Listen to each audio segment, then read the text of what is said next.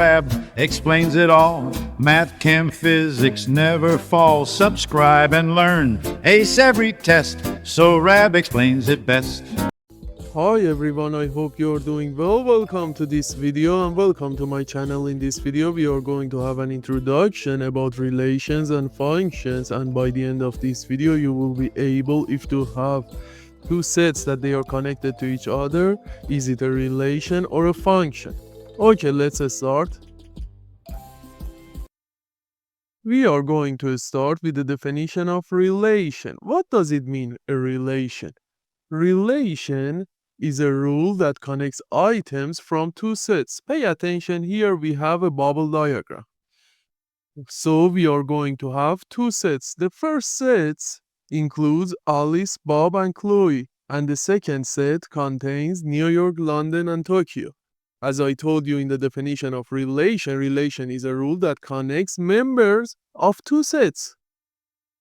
So here we can see that members of the first set are connected to the members of the second set. What is the rule of that? As you can see, the rule is city, that each person has lived before. So we can realize that Alice, which is member of the first set, has lived in Tokyo before, and Bob, which is the member of first set, has lived in New York before, and Chloe has lived in two cities, London and Tokyo.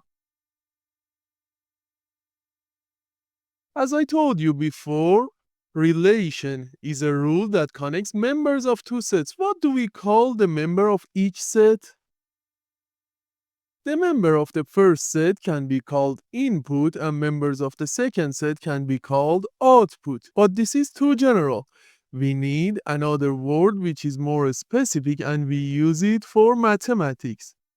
The members of the first set can be called domain and the members of the second set can be called range. Okay, let's solve some examples with each other. Here you can see two mapping diagram or bubble diagram. What does the question want? The question says specify domain and range for the given mapping diagram. As I told you before, members of the first set are called domain and members of the second set are called range. I'm going to show them with a set. Domain will be shown by D, and as you can see, members of the first set are 3, 9, and 6. I try to write them in order, but if you don't want to write them in order, it does not matter.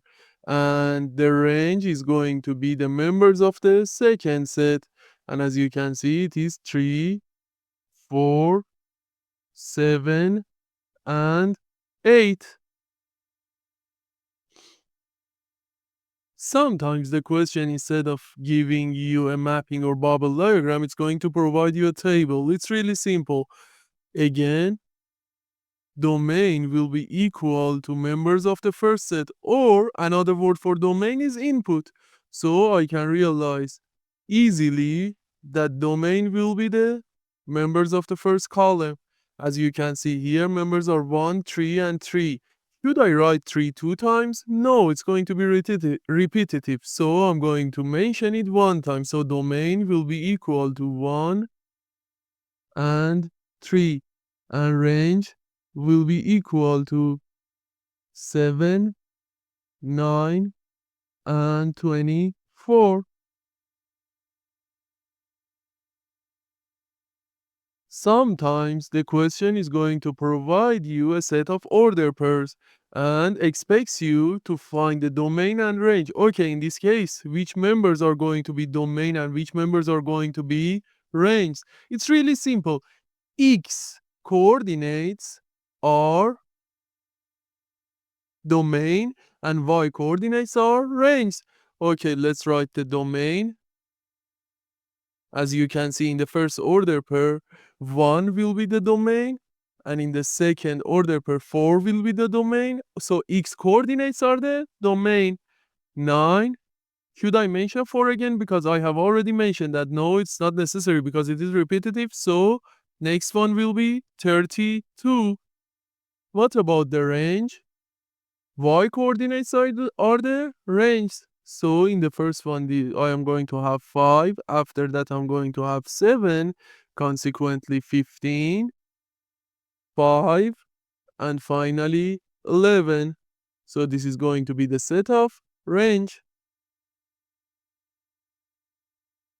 Okay, now we are going to talk about a function. First of all, function is a specific type of relation with a very strict rule. So every function that you have is somehow can be said that it is relation as well.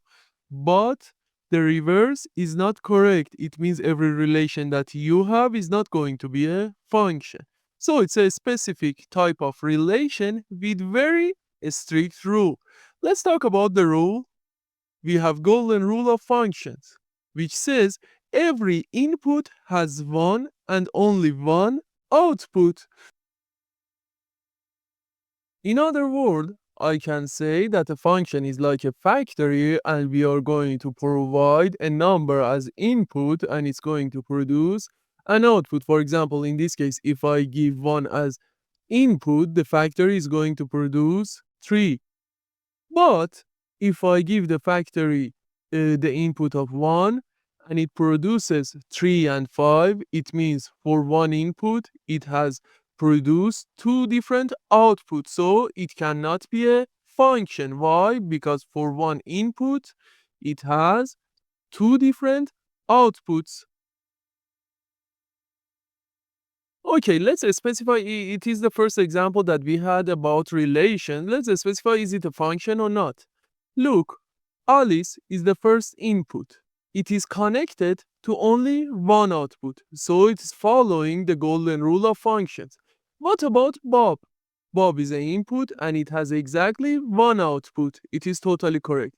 But pay attention to Chloe.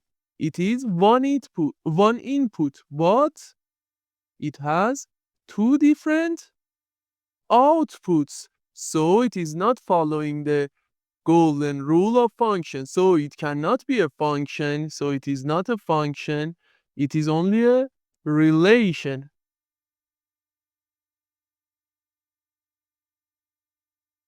Look at the next example. Here we are going to start with 3.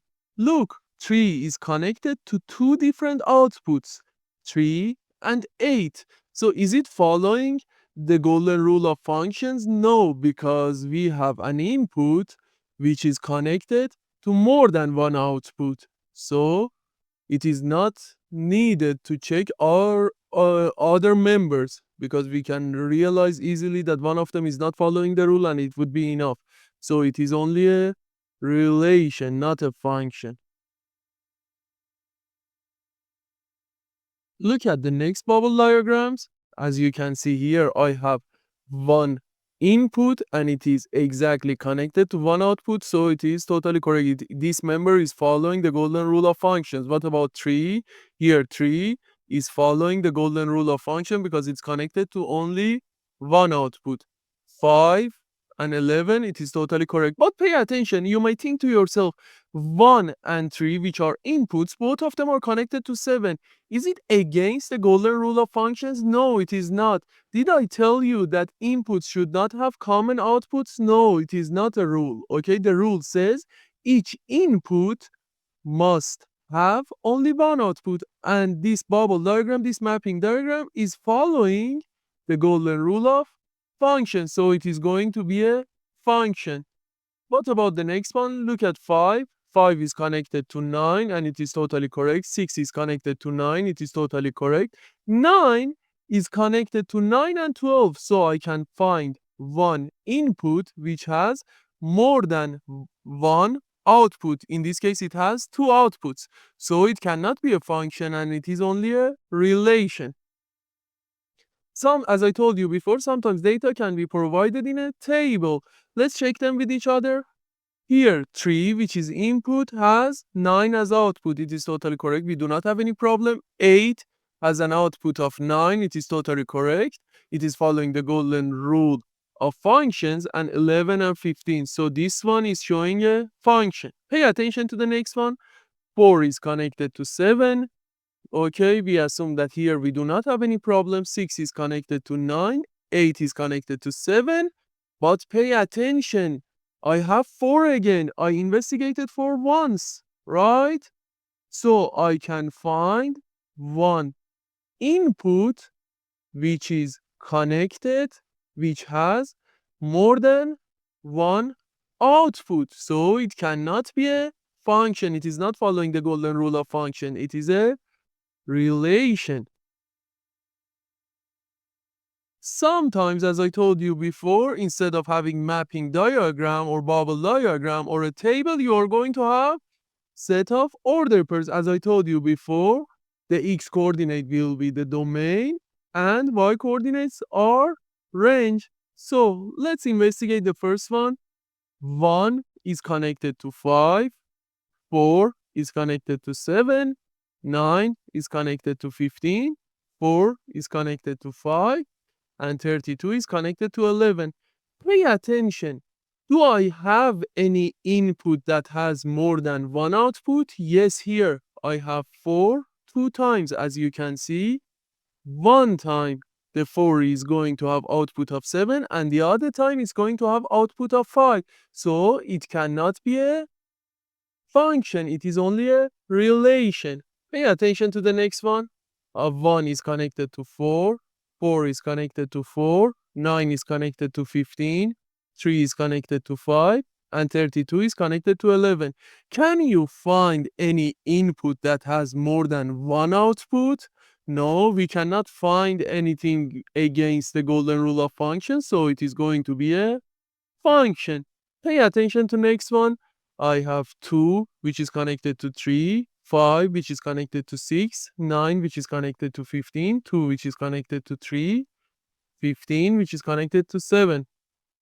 Do I have any input which is connected to more than one output? You may think to yourself that yes, we have 2, because we have 2 as input 2 times. But pay attention here, both of the outputs are 3. So this question is tricky. It wants you to make mistake. This is repetitive. I can eliminate one of them from the set. It is not um another member. It is this member exactly. So I'm not going to consider that a separate member. So again, it's going to be a function. But sometimes instead of having set of order pairs or instead of having a bubble diagram, mapping diagram or table, you are going to have a graph. In this case, what should you do? You must do a test which we call it vertical line test. If you can draw any vertical line that touches the graph in more than one point, then it is not a function. It's really simple. We are going to learn that with each other, step by step. Look at the first graph. I'm going to draw several vertical lines. Can I find any vertical line that intersect the graph in more than one point? No, as you can see, each single one of them is going to intersect this graph in exactly one point. So it is a function. What about the next one? Look, if I draw the vertical line here, it's not going to intersect the graph, so there is no problem here. If I draw the vertical line here, it's going to intersect the graph in exactly one point. But if I draw the vertical line in the positive x areas, as you can see, vertical lines are going to intersect the graph in more than one point and in exactly 2 points. So here we do not have a function. We are going to have a relation based on vertical line test. What about this one? In fact, you do not need to even draw the vertical lines. You can specify that by looking at the graph. Look, every vertical line that I draw, it's going to intersect the graph in exactly one point.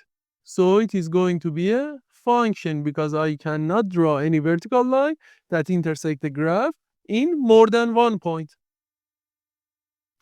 Look at this one. If I draw the vertical line here, it's not going to intersect the graph, so we do not have any problem with this part. But if I draw the vertical line here, as you can see, it's going to intersect the graph in 2 points, more than one point. So it's not going to be a function, it is only a relation. What about this one? As you can see, if I draw the vertical line in this area, it's going to intersect the graph in exactly 1 point. So this part is not going to be my problem. What about this part? As you can see, it's going to intersect the graph in exactly 1 point, so it cannot cause any trouble. What about this line? Pay attention to this line. As you can see, this line is going to intersect the graph in several points. Each one of them are a point. Several points. So I have one line that if I draw that, it's going to intersect the graph in more than 1 point. So it's not going to be a function, it is a relation. Instead of having graphs, sometimes you have a set of order pairs, exactly like a scatter plot. Okay, in this case, what should I do? Exactly, you are following the same rule, vertical line test. Can you draw any vertical line that intersect the points that intersect more than 1 point? No, as you can see, I cannot find any vertical line that intersect more than 1 point. So it is going to be a function. What about this one? Okay, if I draw it here, it's going to intersect 1 point. If I draw it here, it's not going to be the problem. If I draw the vertical line here, it's going to intersect in exactly 1 point. If I draw here, it's going to intersect exactly 1 point. But if I draw it here, as you can see, it's going to intersect 2 different points. So it is against the vertical line test, and I do not have a function, and I'm going to have a relation. Here you can find more examples, and I strongly suggest you to solve them at home. If you have any question or if you wanted to share your answer, please feel free and write them in the comment box. I will try to answer them as soon as it was possible for me. Thank you for watching this video.